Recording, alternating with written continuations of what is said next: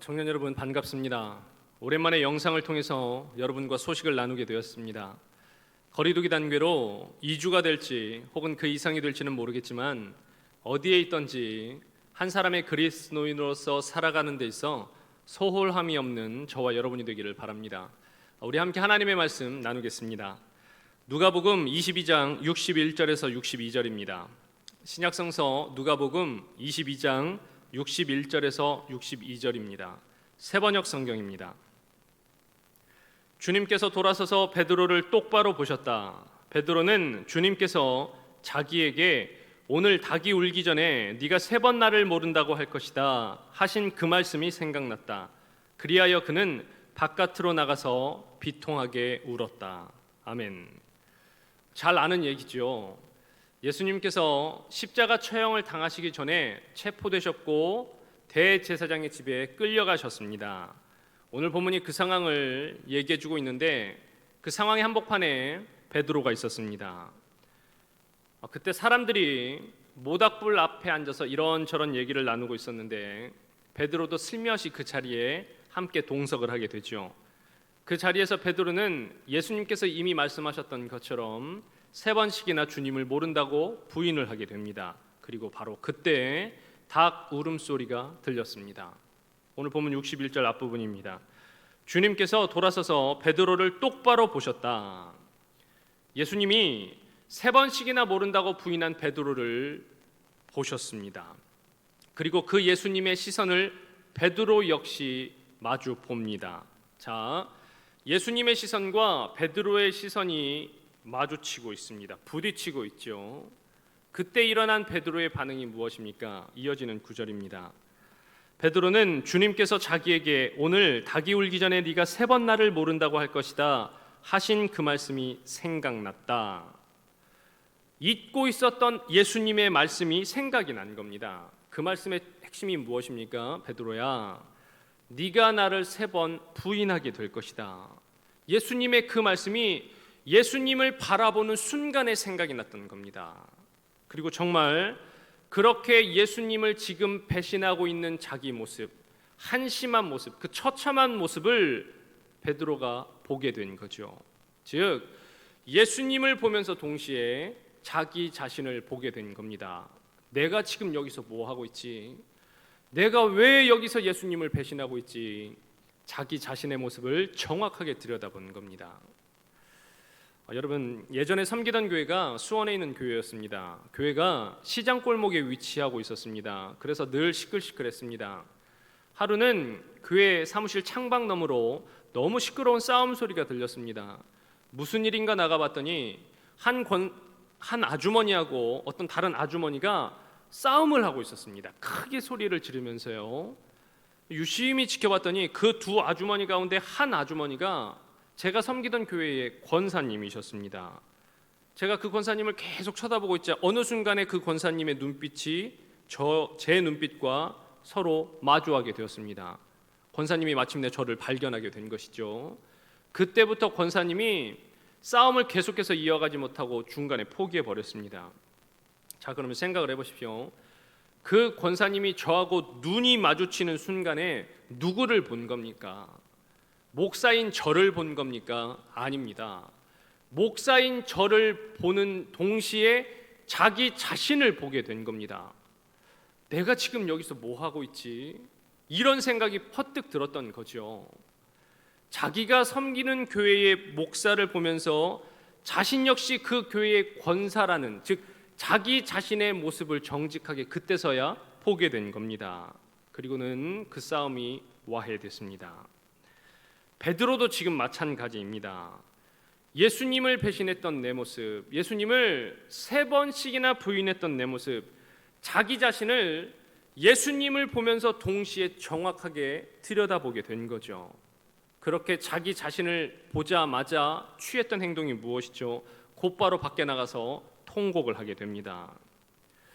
여러분, 교회에서 가장 빈번하게 사용하는 말 중에 하나님을 바라봅시다 이런 말이 있죠. 우리 하나님을 바라보자, 하나님을 바라봅시다. 그런데 잘못 이해하는 경우가 태반입니다.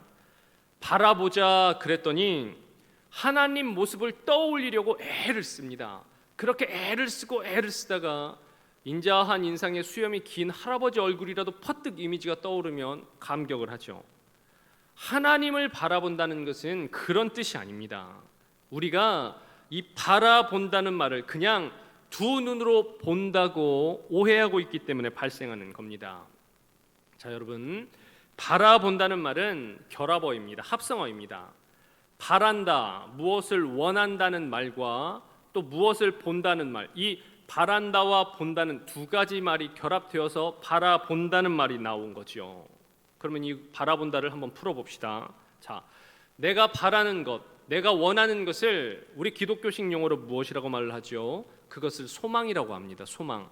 내가 원하는 것, 내가 바라는 것, 그것은 소망입니다. 자, 그 다음 무엇을 본다라고 할 때 여기에서 이 본다는 말은 내 눈으로만 본다는 것을 의미하는 단어가 아닙니다. 우리가 흔히 사용하는 말 중에 이런 말들 있죠.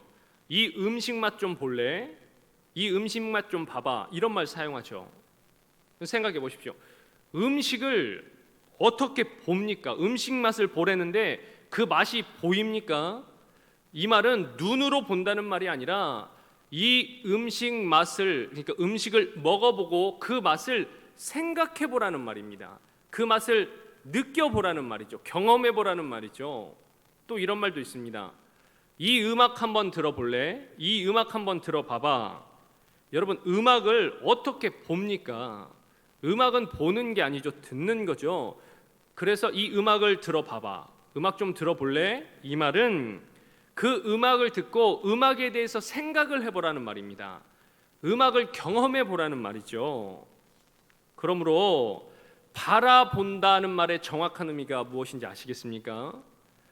내가 소망하는 대상을 마음속으로 생각해 보라는 말입니다. 생각하고 또 생각해 보라는 말입니다. 생각하고 거듭 생각하는 게 무엇입니까? 그것을 묵상이라고 합니다. 그러니까 우리가 하나님을 바라본다. 이 바라본다에 하나님을 접목시키면 하나님을 바라본다는 말은 우리의 소망 되시는 하나님을 늘 마음속으로 생각하고 즉 묵상하면서 살라는 말입니다. 하나님을 생각하고 또 생각하고 하나님을 계속해서 묵상하며 살라는 말입니다. 왜냐하면 그때서야 나를 제대로 보게 되고 내가 누구인지 정확히 알게 되기 때문입니다. 그래서 우리가 하나님을 본다는 말은 곧 나를 본다는 말과 똑같습니다. 하나님을 바라보면서 우리의 소망 되시는 하나님을 마음속에 묵상하며 살게 되면 동시에 그 하나님 앞에서 내가 누구인지 정확하게 보이기 때문입니다. 사랑하는 청년 여러분, 저와 여러분이 어려운 시기를 살고 있습니다. 이 어려운 시기에 여러분은 무엇을 바라보고 있습니까? 다른 말로 해볼까요? 여러분은 마음속으로 무엇을 소망하고 또 무엇을 생각하고 또 생각하고 있습니까? 여러분이 소망하고 있는 또 생각하고 있는 그 대상이 대체 무엇입니까? 혹시 여러분의 그 소망, 그 계획, 그 꿈을 이루기 위한 목적으로 하나님을 생각하고 있지는 않습니까? 그러면 주객이 전도된 겁니다. 위치를 바꾸십시오. 소망의 대상이, 소망의 목적이 하나님이어야만 합니다. 하나님을 목적 삼고 늘 하나님을 마음속으로 생각하면서 즉 묵상하면서 살아가는 저와 여러분의 삶이 되기를 바랍니다. 왜냐하면 우리 삶의 모든 문제는 하나님이 유일한 그 답이시기 때문입니다. 저는 백문일답이라는 말을 참 좋아합니다. 백문일답, 100가지의 문제들, 질문들, 그러니까 수많은 질문들, 무슨 질문을 하든지 간에 그 답은 일답 하나라는 겁니다. 어지러운 이때에 수많은 질문들이 쏟아지고 있습니다. 수많은 문제들이 속출하고 있습니다. 자, 이 모든 문제와 질문 앞에 저와 여러분의 답은 언제나 일답, 단 하나, 하나님이 되기를 소망합니다. 누가 저와 여러분의 길을 인도하십니까? 일답 하나님. 누가 새로운 길을 열어 보여주십니까? 일답 하나님. 누가 우리를 구원의 목적지까지 끌고 가십니까? 하나님. 저와 여러분 삶의 모든 인생의 질문들, 모든 문제들 앞에 일답 하나님으로 살아가는 우리의 삶의 여정이 되길 바랍니다. 그러므로 이 세상의 질문들, 문제들, 그것들 더 이상 묵상하지 마시고 저와 여러분의 유일한 소망이 되시는 하나님을 묵상하고 생각하고 또 생각하면서 그 하나님 앞에서 내가 어떻게 살아가야 할지 나 자신 역시 정직하게 들여다보며 하루하루를 참된 그리스도인으로 살아가는 데 있어서 승리하는 저와 여러분이 되기를 간절히 축원합니다. 기도하겠습니다. 하나님, 베드로가 예수님을 바라보면서 동시에 그 예수님을 부인했던 자기 자신의 모습을 정직하게 들여다보게 되었습니다. 우리가 하나님을 바라본다는 말은 하나님을 눈으로 본다는 말이 아니라 내 육체의 이 두 시선으로 바라본다는 말이 아니라 우리의 소망 되시는 하나님을 마음속으로 생각하는 것, 즉 하나님을 묵상하는 것입니다. 그렇게 우리가 하나님을 바라볼 때에 비로소 내 자신이 정직하게 보이기 때문입니다. 하나님, 세상이 너무도 어지럽습니다. 시국이 좋지 않습니다. 주의 청년들 한 사람 한 사람을 주목하여 주옵소서. 이 어려운 시기를 통과하고 있는 우리 청년들이 하나님을 바라보며 살아가게 하여 주옵소서. 하나님을 유일한 소망의 대상으로 삼고 그 하나님을 생각하며 날마다 묵상하는 가운데에 동시에 자기 자신을 정직하게 들여다보면서 내가 그리스도인이구나, 그리스도인이라면 어떻게 살아가야겠구나, 늘 자신의 길에 질문을 던지며 그 질문에 대한 대답으로 하나님 일답, 일답 되시는 하나님을 외치면서 하나님을 붙들면서 살아가는 우리 청년들이 될 수 있도록 인도하여 주옵소서. 한 사람 한 사람 각자의 삶의 자리에서 그리스도인으로 서 있게 하여 주시고 그리스도인으로 살아가게 하여 주시고 그 믿음이 그들의 삶의 가장 중요한 동력원이 되어서 힘들고 어렵고 때로는 좌절이라는 큰 장애 앞에서라도 주저하지 않고 절망하지 않고 하나님을 소망하며 하나님을 생각하며 하나님을 묵상하며 그 어려운 시기를 잘 견디며 통과할 수 있는 주의 사람으로 살아갈 수 있도록 하나님 그들을 인도하여 주옵소서. 거룩하신 예수 그리스도의 이름으로 기도드렸습니다. 아멘. 여러분, 그러면 다음 시간에 우리 또 영상으로 만납시다.